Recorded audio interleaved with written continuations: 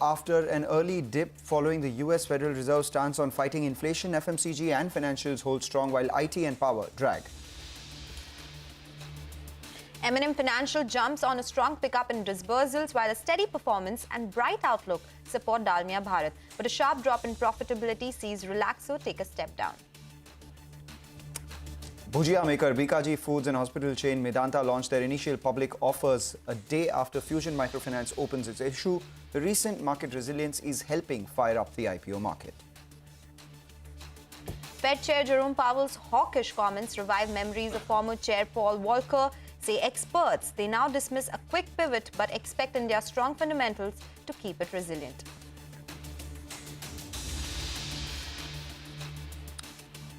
But it's been a day of resilience. That's what you would call a day like today when, you had a sharp dip at the open that was bought into. We're holding with a cut of almost just around 35 points and bulls would perhaps take that. This is the halftime report. I'm Manglam Malu. Joining me is Sonal Butra as well as, in just a bit, Ekta Batra. As far as, the mid-caps are concerned, they are outperforming, and that's telling you that the street is not very worried about the way the market may, react going forward. Yes, it's not as bad as we were fearing, right? The Nifty is sitting with cuts of 36 points and the SGX 50 in the morning was indicating a cut of 170 points. So definitely we are doing better than our global peers as well. For just a wee bit, we did get into the green as well, but we have fallen from the highs with nothing to complain about there. As Magnum said, mid-caps are the ones that are outperforming today, and banking names, look at them, up 0.5% on the bank Nifty. And in the Nifty pack, if we talk about stocks which are doing well right now, we have IndusInd Bank, which is at the day's high. Reliance is the one which is batting for bulls as well, so that stock should also come up for you on the screen. That is higher as well. HUL as well is higher in trade, but a lot of stocks in the broader markets that are moving around in trade on the back of earnings. Relaxo being one of them. What happened here among them? Weak set of numbers? Weak set of numbers. In fact, one of the worst set of numbers that we've seen for Relaxo in a long time. Why do I say that? Well, because on the one hand, when the revenues were down almost about 6%, we did see the company's EBITDA almost halving from 117 odd crores just to around that 59 crore mark. And the margins actually collapsed to single digits, and that's perhaps the lowest that we've seen in the longest time. The net profit as a result of which was down by almost 70 odd percent. Why is it that the performance was weak for them? The company said that, demand for the entry level, lower level products were not doing well, the masses product that is. And at the same time, we did see a decline in the way the company reduced its prices because of the sharp fall that we saw in commodities as well, and to make sure that people are being able to afford the products that they're selling. But at the same time, they were also sitting on high cost inventory. So all of that caused a bit of a problem in their margins. In fact, they believe that in the third quarter as well, there would be some sort of impact, but thereafter they would have been done away with all the high cost inventory. Valuations wise, Relaxo wasn't cheap. So as a result of which, we're seeing that incremental sell-off out here. But as far as individual stocks are concerned, some numbers that came at the bottom of your screen, that was from Devyani. A good growth is what we saw in the company's EBITDA, and the management said that they've achieved the highest ever net new store opening in a quarter. 88 new stores is what they've opened. We saw a bit of a spike, but now we are awaiting some more details like same store sales growth, etc. for them, for all their other verticals, which is Pizza Hut, KFC, etc. M&M Financial is the other stock which is surging in trade today on the back of a strong pickup in dispersals in October. Abhishek joins in. It's a 10% up move, Abhishek, at the high point of trade.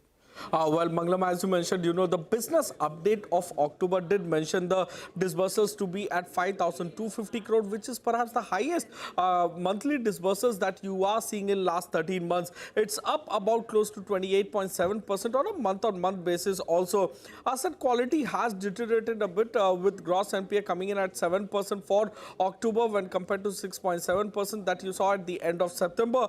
Collection efficiency also has dipped to 91%, which is a seasonal factor, as the management did mention to us on air, versus 98% that it was in the previous month. Coming on to Q2 FY23 results, the disbursals are at 16 quarter high at about 11,824 crores, which is up more than 82.5% YOY and about close to 25% sequentially.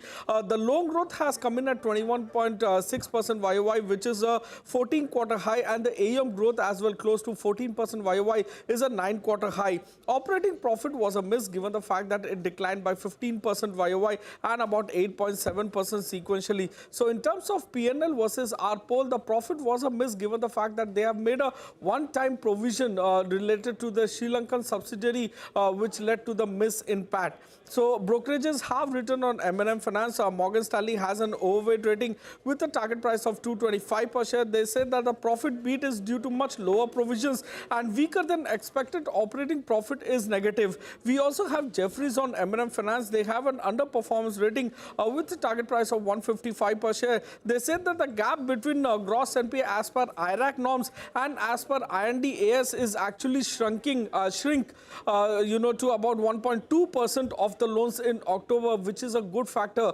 and that is playing out in trade today. Back to you. Okay, all right. That is about M&M Financial, but Bajaj Auto, that is the stock surging in trade today. Morgan Stanley has upgraded the stock to an overweight. Sonia is joining us with all those details. Sonia. Well, thanks a lot for that. So Bajaj Auto is up about 1.5%, as you rightly pointed out. Very interesting report from Morgan Stanley, where they have upgraded the stock to an overweight from an equal weight.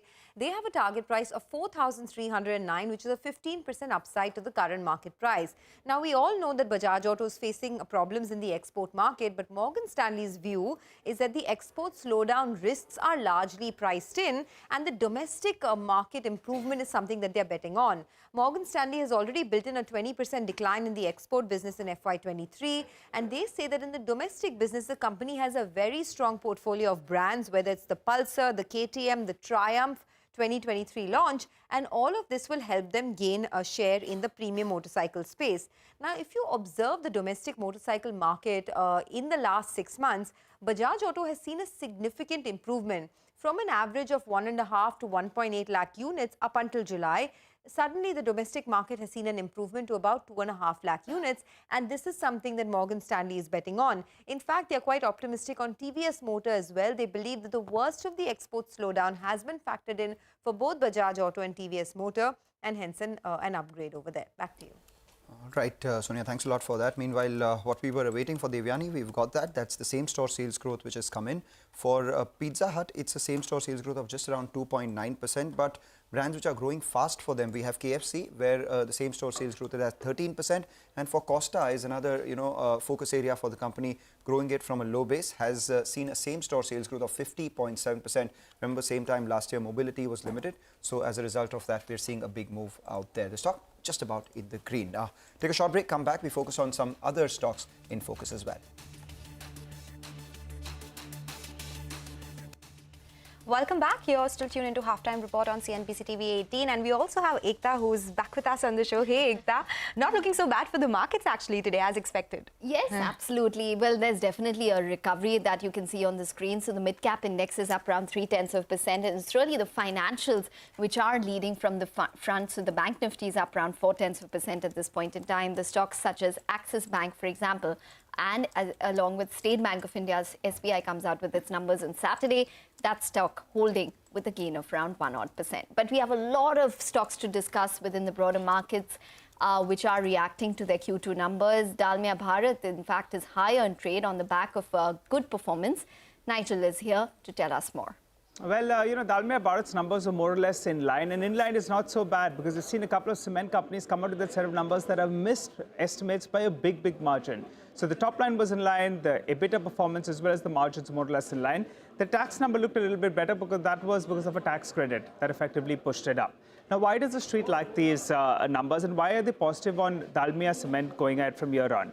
One is the second half of the year could see a recovery in profitability. The second factor is they're going to be moving from a capacity of around 35 million tons to around 49 million tons. So there's a big addition in 2 years itself. By FY24, they will be there. And also now they're almost a 50 million ton plant. When they were a smaller capacity, well, to give them around a single-digit multiple on an EV upon EBITDA basis was fair. But now the street could be believing that maybe a double-digit could be warranted. So these are the three big reasons that the stock, in fact, is doing a relative outperformance. In fact, the con call just concluded, and they've given us some takeaways out there. They're expecting to grow at around 1.5 times the industry. The second factor is they say that they are, constantly on the prowl with regard to inorganic growth if something worthwhile comes about. And they've also said that the second half of the year will be good, volumes will spike up, prices will move up, and input cost will cool off. Put all these factors together, Dalmia Bharat doing well in trade. Back to you. All right, Nigel, thanks a lot for that. That's about Dalmia Bharat. But what's not doing well in trade is Voltas, under pressure after it posted a weak set of numbers. It is perhaps facing the heat from the brokerages right now. In fact, as we speak, at the low point of trade. Vahishta joins in with the details on that. Vahishta. Hi Mangalam, thanks for that. Well, Voltas declared the results in earlier part of this week and the numbers have not been very great. Well, though the revenues were up 5% on year-on-year basis, the weak point has been the margins, which came in at 5.8% versus 7.7% in the same quarter of last year. The estimates were at 6.6%. In terms of segmental revenues, the unitary cooling products division revenue saw marginal growth of 4%, which was also below the estimates. The segment was impacted by the lower consumer sentiments towards the discretionary spends in a generally lean quarter that this is. The room AC market share has also lowered to 22.8% in the 8 months of the ongoing calendar year versus 24.1% in the 6 months of the ongoing calendar year. The management has said that with high cost inventory position and a competitive environment that they are facing, it will be difficult to achieve a double-digit margin in the next 12 to 15 months. Also, the second negative point is that Daikin overtakes Lloyd to jump to the number 3 position in the RAC market. So there's a market share loss. The brokerages feel that rising competitive intensity and a margin pressure is expected to continue in the AC segment for Voltas, and there are a couple of downgrades from brokerages, which includes the likes of Macquarie, Kotak Institutional Equities, CLSA, BNP Paribas. All of these have the target prices in the range of 850 to 900, but there's also buy rating on the stock from Citi, Nomura and Jefferies, which is in the range of 1,000 to 1,200 rupees. Okay, all right, Vaishra, thanks a lot for joining us and taking us through all those details.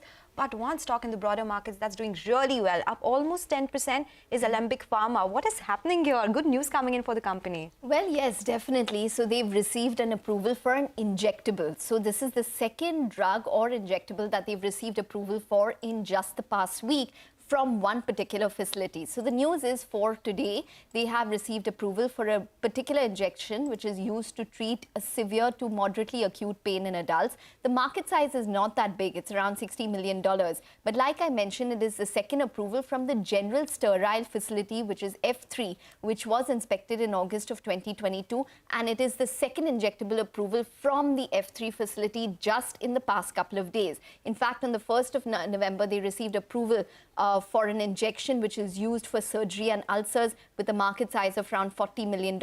Why is this important? Is because the F3 facility, in fact, was inspected from August 18 to 30th of August, and it was issued 2 observations. But before that, in November 2021, it was issued 10 observations by the US FDA. So the street was very skeptical on whether or not this particular facility is actually going to see US FDA approvals come through. And remember, injectables are always tougher drugs to get approvals for.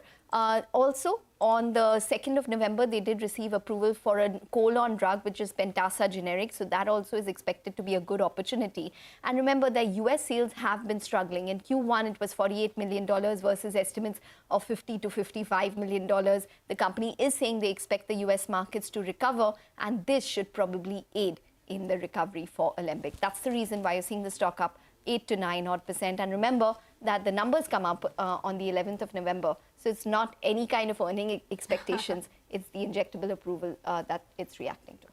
Okay, all right. So that's about ALEMBIC Pharma. But from secondary market, let's go across to the primary market, because the BKG Foods IPO is open for subscription today and will run till the 7th of November. Mangalam, give us more details about this bhujia maker. Well, it is an 880 crore offer for sale. The company is seeking a post-issue market cap of close to around 7,500 crore rupees.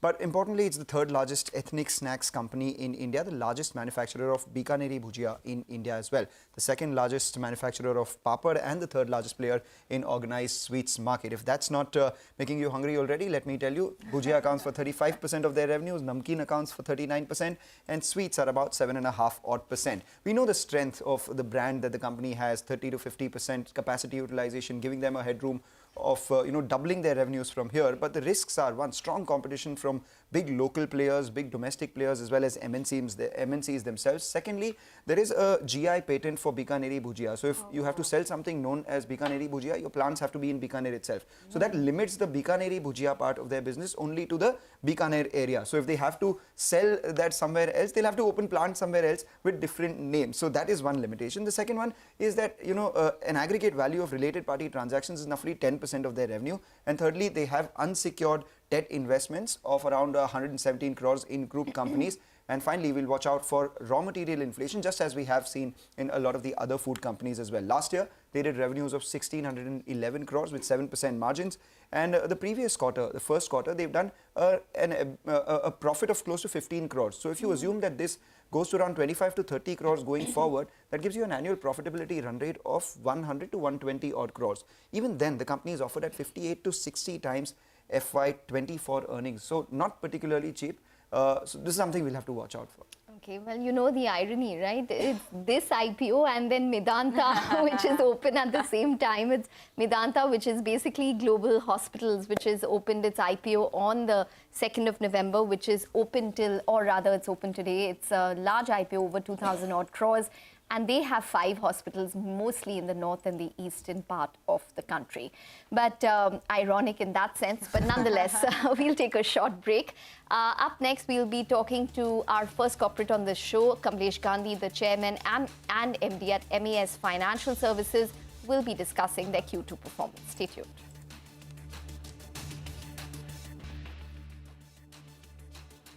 Welcome back. Well, it is a good set of earnings for MAS Financial Services. The company's NII and net profit recorded what was a growth, while assets under management also saw a rise this quarter. The company's asset quality has also remained stable for the quarter. In fact, the stock is at a fresh 52-week high. Off the day's high, it was trading at over 900 odd rupees, come off from those levels. But to talk more about the Q2 performance, as you can see, the stock is up 12 odd %. Kamlesh Gandhi, the chairman and MD at MAS Financial Services, joins in now. Mr. Gandhi, hi, welcome to the show. Well, overall, it was a very stable quarter. Your gross NPA was maintained at around 2.26%. But I just want to start by talking about your disbursements, which are up over 50% on a year-on-year basis. There's been a strong amount of disbursements, as I can see, probably taking place to the within the two-wheeler segment, as well as maybe the salaried segment, if you can give us more perspective, considering it's a new segment that you all have launched. Take us through the disbursement growth this time. Hi, good afternoon. So as evident from the numbers, we had a very strong quarter this year in terms of disbursement this quarter, and translating into a very strong AUM of 30% growth on YOY basis. And on the disbursement, I think each and every category of our products contributed very positively, be it our micro enterprise loan segment or small and medium enterprise segment, and obviously the wheels, that is two-wheelers, and the commercial vehicle, accompanied by the newly introduced product, that is the salaried personal loan. So all these products contributed to a good disbursement this quarter, resulting into a strong YOY growth of 30% in AUM.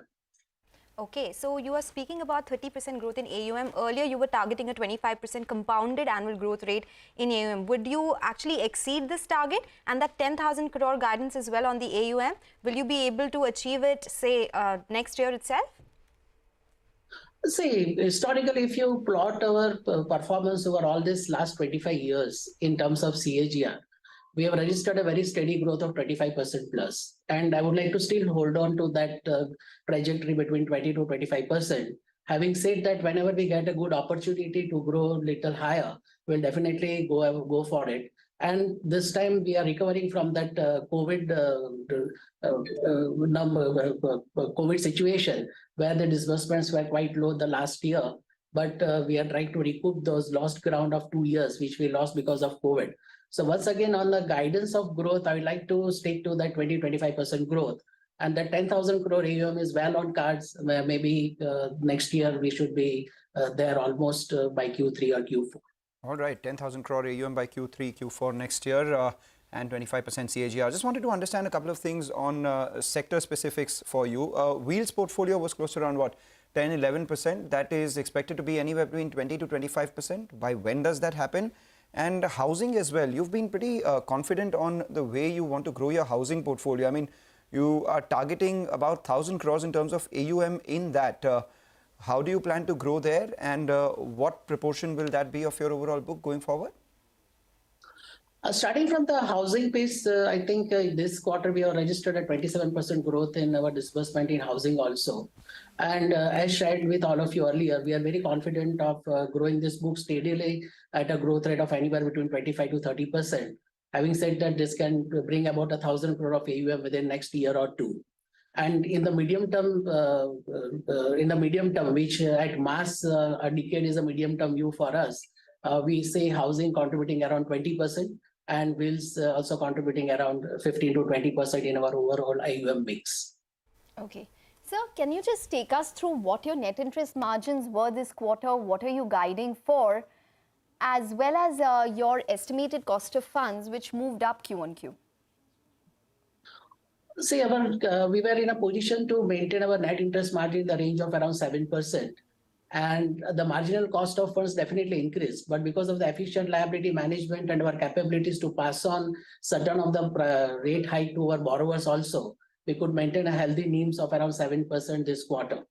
And in the overall impact on the increase in cost was close to 0.3% because of the various liability and the diversified liability resources we have.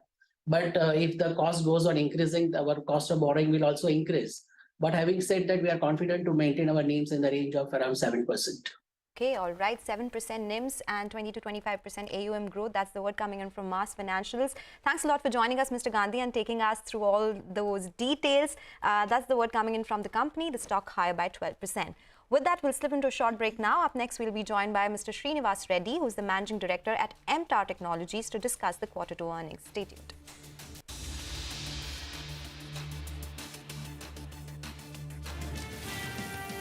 Welcome back. Let's get chatting with the management of MTAR Tech. They've posted a strong set in the second quarter. Revenues were up 38%. The company is on track to achieve their FY23 guidance as well. We are now joined by Srinivas Reddy, who's the managing director at the company. Thanks a lot, Mr. Reddy, for joining in. Always a pleasure speaking with you.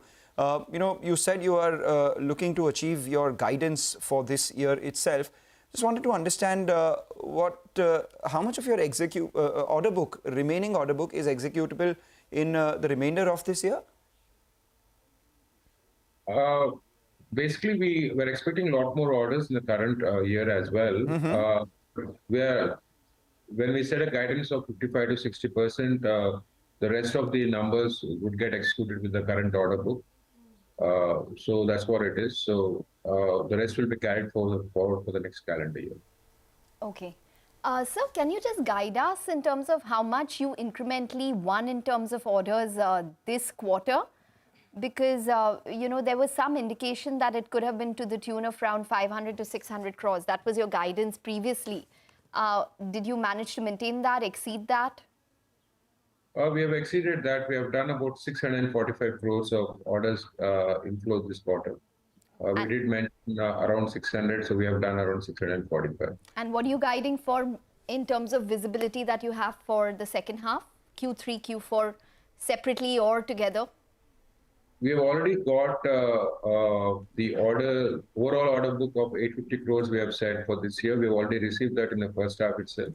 But we're expecting a lot more orders to flow in Q3 and Q4. So we'll have a very strong order book at the end of the year. Okay. Strong order book. Specifically, I wanted to ask you about your clean energy vertical, Mr. Reddy, because that's a substantial amount of revenues for you and the order book as well. 172 crore rupees in first half. That's the revenue from this particular segment. What is the incremental growth? H2 execution is better usually. So will you be able to do better in the second half year? And from Bloom Energy, what is the current revenue contribution? And will you be able to, increase it by 3 times? Because that is what analysts are estimating here. Yeah, see, the second half is going to be much stronger. If you look at the Q2 itself, we have done extremely well. But second half will be much higher than the first half. That's how we have given a guidance of 55 to 60%. Probably we might do it better, but we would like to stick to our guidance as of now. But second half will be much, much higher than the first. But what about the clean energy vertical? 172 crores in the first half. What kind of growth in the second half are you expecting? And specifically from this bigger client of yours? Yeah, it will be a lot more than that. So there's no specific number to that, is it? Not right now, but overall, definitely we'll do much better, much higher than the we're looking at. Right. And what about the sheet metal business? I mean, your Adipatla facility was supposed to come on stream. I wonder whether that's come on stream. And once that does, what kind of revenues can you generate from it? We have already done about 12 crores to begin with this quarter, Q2. And moving forward as well, we have enough orders for the sheet metal unit to execute those in the current year as well as next year. So what kind of revenue capacity does this plant hold for you? No, overall, if you look at it, once we get qualified for more and more products, it will even go up to, on an annual basis, moving forward, it can be even 100 to 150 crores. But as of now, we are developing the new products. We are also executing new projects. So we are on track with the sheet metal as of now. Okay. Just talking a little more about new projects and new initiatives within your space program, the board had agreed to develop a small satellite launch vehicle. And you all were quite optimistic in terms of progress in this quarter itself, in the quarter gone by. Where do things stand currently for you all? See, we have started a work on that. The design work is going on right now with the R&D, so with the design section as well. So we are progressing well in that. It's a 3-year kind of a program to actually, that's the vision for us. We are already making the liquid engine, so we have the facilities to do it. Most probably in the month of November, we would sign the MOU with InSpace. That's going to happen in this month. And then we are already progressing from our, internally we are progressing with our work as far as the project is concerned. Okay. Last question before we let you go, Mr. Reddy. Your margins at 28% in this quarter. You are guiding for a 30% margin as well. What will lead to this? Will you be able to pass on the price hikes? Will there be a revision in your contracts? And FY18 margin stood at 34, FY21 margin stood at 34%. By when will you be able to achieve that number back? See, as I said, the second half, once we're able to achieve much higher revenue growth, obviously we'll catch up on the 1 or 2 percentage points on the EBITDA levels as well. So overall, for the annual guidance, what we have given is 30% with plus minus 100 basis points. We'll be able to catch up on that and deliver that to the investors. All right, take that point. Thanks a lot for joining in, sir, giving us those details. It is earnings season, earnings coming in thick and fast. At the bottom of your screen, we have the numbers of Adani, Wilmar. Understandably, the margins have collapsed from 3.3% to 1.8 odd percent. The EBITDA is down 40% and the net profit is down 73%. And that's primarily on account of the cuts that we've seen in the prices of edible oils. And this is something that the company had guided for in their second quarter update as well. The revenue has grown 4.5%. Most of that is largely on account of their non-oil verticals, food, which is growing extremely strongly. So the EBITDA decline was something that the street was anticipating already. The company is given that, though we've seen a decline from the highs on the stock price, currently at the low point. We'll take a short break, come back. It is earnings, so we'll get chatting with Yogesh Malhotra, who's the whole-time director and the CEO of Gravita India, to discuss their numbers.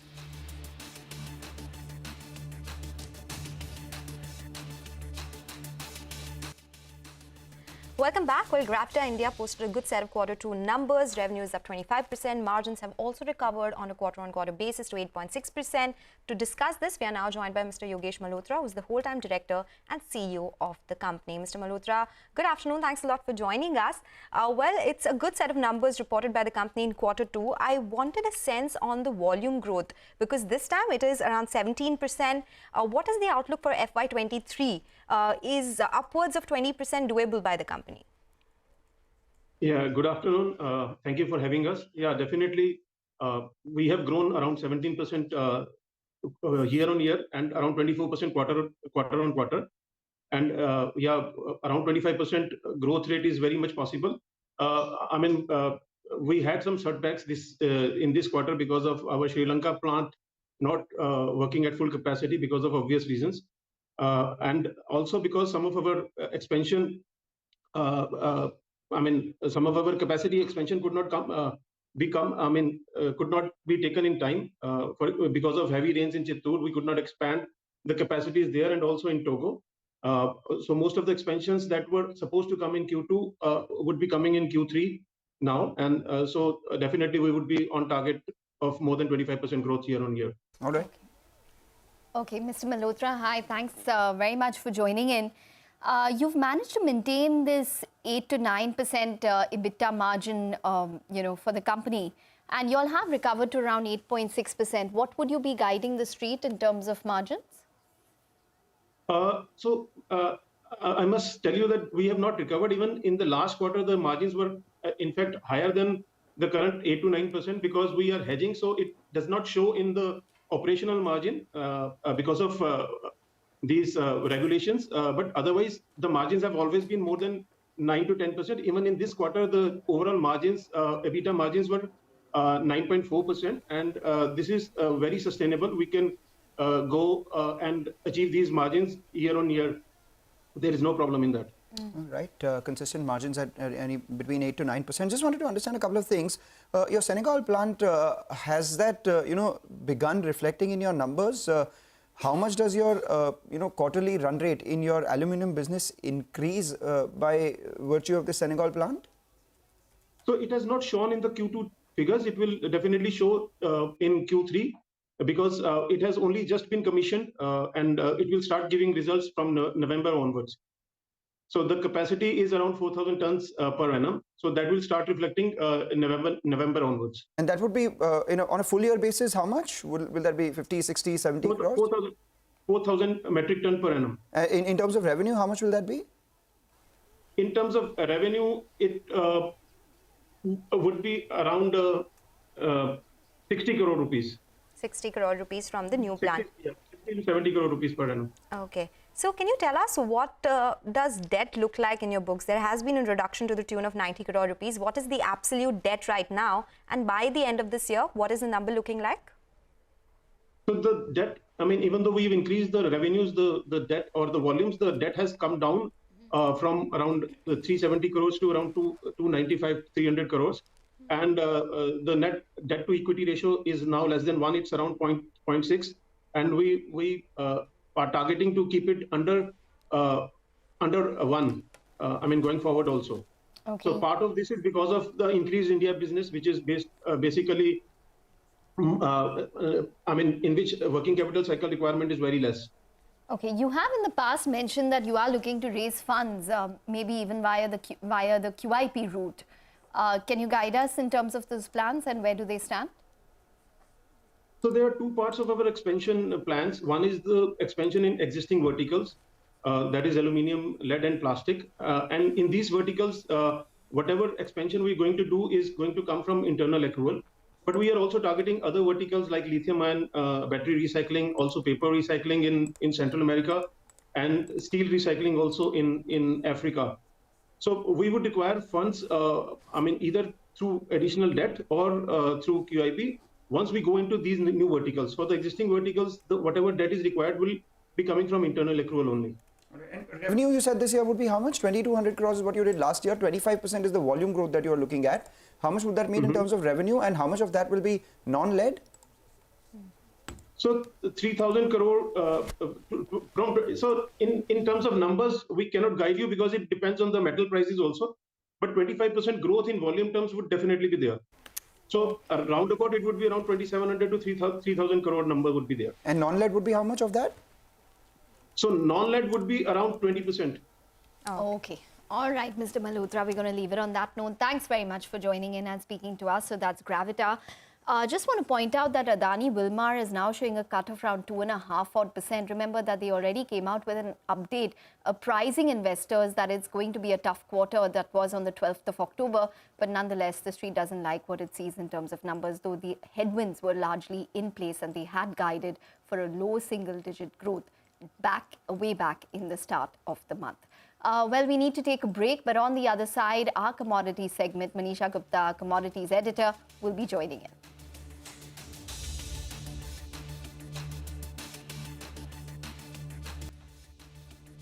Welcome back. Well, let's get in. Manisha Gupta is joining us with a roundup of all the action in the commodity and currency markets. Hey, Manisha, over to you. Thank you so much for that, Sonal. And I have a very special guest. Ole Hansen is head of commodity strategy at Rabobank and Saxo Bank, I beg your pardon, and he joins us on the show here.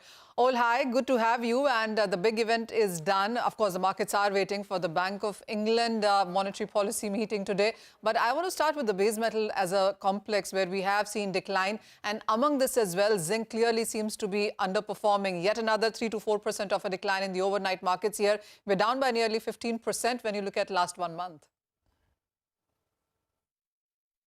It is indeed, and I think primarily that is still, I would say, a China story that we're still really waiting for some solid news that we turn the corner in regard to China. Specifically, what's happening inside the market is is a bit more difficult to. I think that it's a bit clouded right now, but I view China as the main reason. But potentially also, we've seen some comments from some of the major miners recently, and they have primarily, I would say, been supportive for something like copper, where the producers are still facing some issues, and we are looking at a potential deficit over the coming years. All right. How are you looking at the energy as a sector, though? Because even with the hawkish view that we have seen come in from the US Fed, the crude oil prices actually are quite supportive. Also, the fact that the OPEC will cut output, you have winter demand coming forward. Are you bending more towards $100 a barrel then? In the oil market, there's just simply so many moving parts, both on the supply and the demand side, which makes this market incredibly difficult to forecast. And we can see that the result of that being a relatively range-bound market. But I think looking ahead, we're now into the months where OPEC is cutting production. They're saying that due to excess capacity or excess surplus in the market. I'm struggling to see where that surplus is, because we have seen these very elevated prices for both diesel and gasoline during the past month. Adding to that, obviously, the well-known sanctions against Russia, the impact of Russia's ability to export, I think will still leave the market tight, and that tightness probably will offset the potential decrease we're seeing in demand from the global economic slowdown. So I think the risk of $100 is at this point higher than the risk of a move back below 90 at this point. All right. Another area to watch really is the dollar index. And we've seen a range coming in here. Would you say a near-term top in dollar index perhaps has been made for now? I think we are very close to it. Looking at how the investors have been behaving, especially in the futures market, which I track very closely, we're actually now seeing net buying of euro dollars for the past 8 weeks. Dollar yen is still the big open question. They really need to see the Fed rolling over before we can see some buyers come back to the yen. But we are seeing the first signs that we are getting close to a rollover. But we need the Fed to play ball for that to really to play out. They need to signal that they are starting to slow the pace, and perhaps even starting to consider a pause just to see the economic impact. And once we see that, I think we reached the high point for the dollar, and that would basically also lead into our general beliefs that we'll see another strong year for commodities in 2023, even though we have an economic slowdown. And I also want to talk to you about the agriculture as a space. And while we're looking at weather onto that, the Russia and Ukraine conflict, it also has to do about the interest rate hike. I mean, there are just so many things to look at when you look at agriculture, including what various governments are doing to ensure that there is enough availability and affordability. But with Russia doing this back and forth, how are you reading that? What is the global impact on agriculture commodity prices and availability? Well, wheat has responded relatively muted. We saw an initial spike yesterday. We have to just looking at the futures market. Last week, just before this announcement, speculators has increased their net short by more than 60%. So there was a lot of short covering hitting the market in early trades yesterday morning, which drove the prices higher. But I think the general belief is that Russia is not going to shoot down grain ships. But no, that's one thing. But at the same time, can these grain ships get the insurance that's required for them to continue to transport wheat away from the Ukraine? That is really the tricky part. What I'm more concerned about right now is this extreme drought that we have in the US, where the wheat conditions for the winter crop is the lowest ever at a 28%. That obviously doesn't bode well for supplies when we move into next spring. So generally, I'm reluctant to call prices higher, but unfortunately, I think that is the risk for some of these key food prices over the coming months. All right, that point is taken. Thank you so much, Ol, for joining us. So crude oil prices more towards $100 a barrel, and key food global inflation is something that's a bit of a concern as well. All right, it is a concern, and we've seen that in the numbers of Devyani as well. The management is talking about affordability being an issue, as a result of which Jubilant Foodworks has moved to the low point of trade as well. In fact, the market too has sold off, is just above that 18,000 mark as we speak. We wrap up on this edition of Halftime Report. You stay tuned. Business Lunch comes up next.